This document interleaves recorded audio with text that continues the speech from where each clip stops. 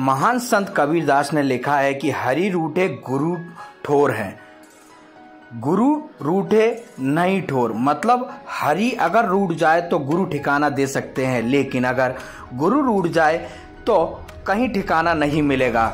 इसलिए जीवन में गुरु की बात मानना बेहद ज़रूरी है। साथ ही किस उम्र में व्यक्ति को गुरु दीक्षा लेना चाहिए और क्या उम्र सही है, क्यों गुरु दीक्षा ली जाती है, विस्तार से जानिए।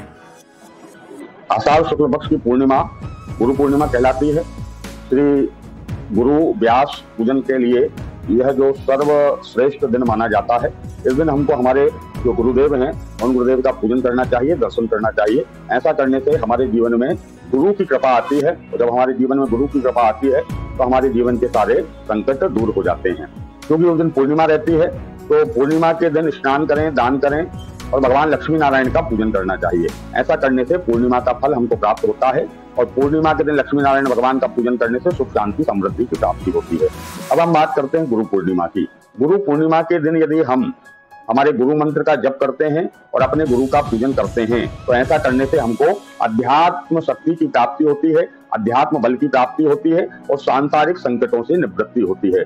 क्योंकि हमारे पुराणों में कहा है, गुरुर् ब्रह्मा गुरुर्विष्णु गुरुर्देवो महेश्वरः गुरु साक्षात पर ब्रह्म तस्मै श्री गुरुवे नमः। गुरु ही ब्रह्मा है, गुरु ही विष्णु है, गुरु ही शंकर हैं, और वह परमात्मा के समान सर्वशक्तिमान है।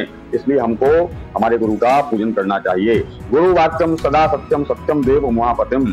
गुरु का वचन, गुरु का वाक्य उसी प्रकार सत्य है जिस प्रकार भगवान शिव सत्य हैं। इसलिए हमें हमारे गुरु के ऊपर पूर्ण श्रद्धा रखते हुए गुरु मंत्र का जप करना चाहिए और यथा संभव गुरुदेव का पूजन आशीर्वाद हमको प्राप्त करते रहना चाहिए।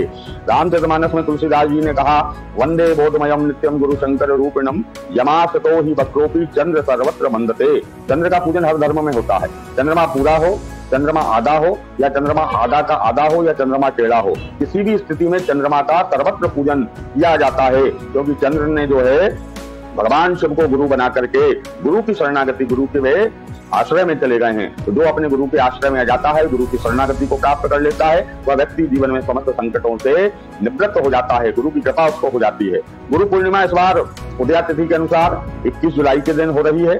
प्रातः काल आप स्नान करें, पवित्र होकर के भगवान लक्ष्मी नारायण का पूजन करिए। पूर्णिमा का व्रत यदि आप करते हैं तो जिस विधि से आप पूर्णिमा का व्रत करते हैं उस विधि से पूर्णिमा का व्रत करिए, पूजन करिए, दान करिए। इसके पश्चात अपने गुरु मंत्र का आपको जाप करना चाहिए। गुरु के स्थान पर, गुरु के घर पर जाकर के गुरुदेव का आशीर्वाद लें, गुरुदेव का पूजन करिए, दर्शन करिए और श्रद्धा अनुसार अपने गुरुदेव को वस्त्र, नारियल, फल, मिष्ठान इत्यादि हमको समर्पित करना चाहिए। गुरु दीक्षा का बहुत महत्व है, गुरु का बड़ा महत्व है, गुरु मंत्र का भी बहुत महत्व है।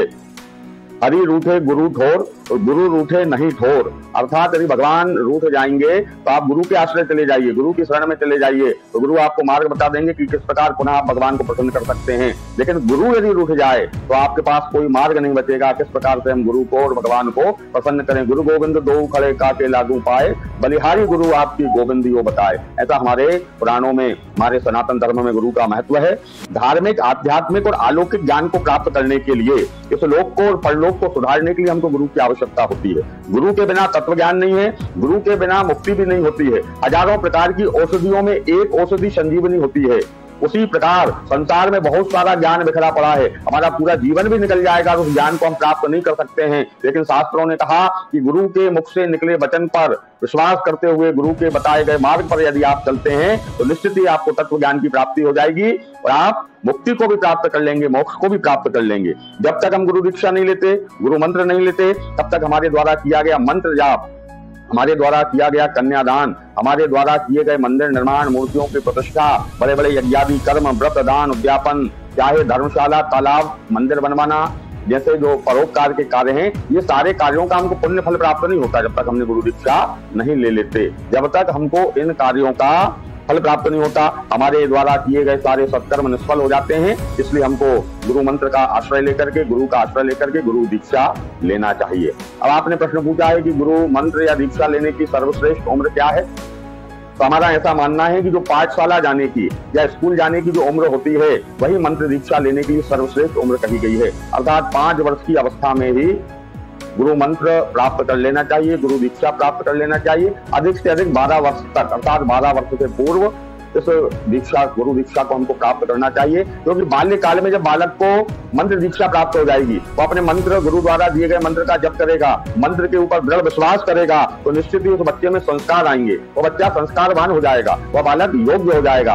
और जब वह संस्कारवान हो जाएगा, योग्य हो जाएगा, तो संसार के प्रपंचों में नहीं फंसेगा। संसार में जो विभिन्न प्रकार के आडंबर हैं, कुकर्म है, इनमें नहीं फंस करके वो सद मार्ग पर चलेगा और निश्चित ही उन्नति को प्राप्त करेगा।